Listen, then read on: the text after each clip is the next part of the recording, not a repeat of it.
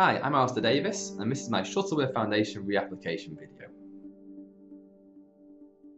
I believe that we will continue to witness the extinction of species within our lifetime simply because we don't have access to the conservation technologies we need. Frustratingly, the technologies available to us today are all too commonly closed, inherently expensive, and continue to be out of reach to the people who need them. My fellowship was born from this frustration, a frustration that we could use open hardware, practices and principles to solve this problem. And so, over the last 9 months, I've been systematically identifying the technologies and developing affordable solutions that offer value and will have the greatest impact if made open, accessible and available to all. It's a journey that's taken me to the shores of the Atlantic Ocean, where I've been working to develop affordable tagging solutions, reducing the cost of tagging green sea turtles by 90% and enabling researchers to acquire spatial data at scale.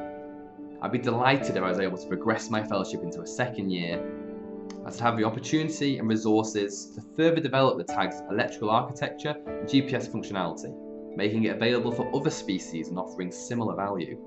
On Prince of the Islands, my team have renovated an abandoned building and transformed it into a classroom to teach children basic computing so they can grow up knowing how to use the technologies we are introducing and no longer just watch from the sidelines. And the same facility will also be used to teach marine guards how to maintain, repair and access data from tags long into the future. I've travelled to the Amazonian rainforest in Peru, where I've established an arboreal monitoring platform in the treetops together with partners to transmit photographic data back to a central location for analysis. And back home, I'm proud to announce that I have won the WWF Human-Wildlife Conflict Challenge to develop an affordable early warning system to detect tigers, polar bears and elephants. Fellowship afforded me the time necessary to research and test viable solutions.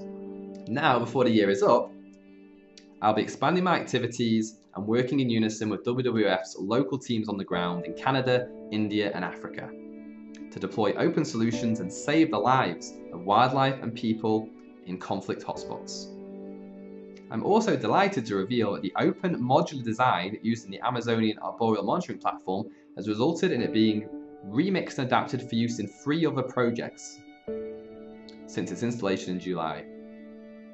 A modified version will be used in Madagascar by the FishNet program, suspended across threatened freshwater habitats, rivers and streams to monitor water levels in real time.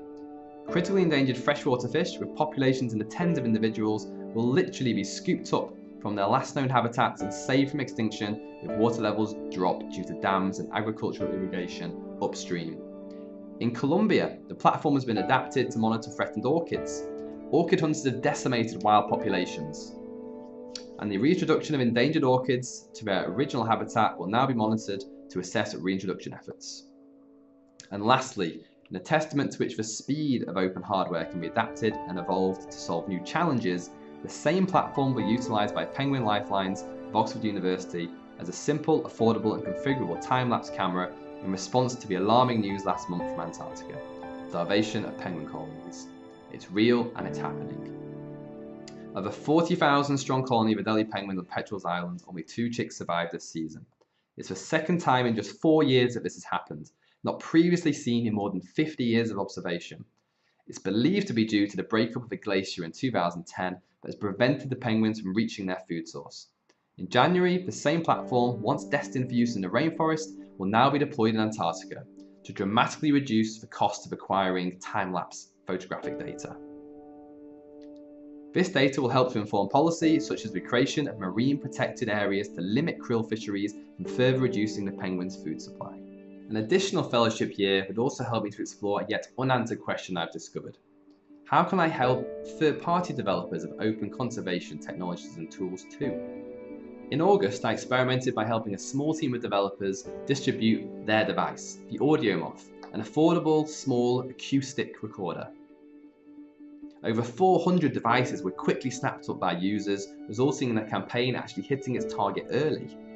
I believe this model can be amplified and expanded to help achieve my fellowship goals and mission.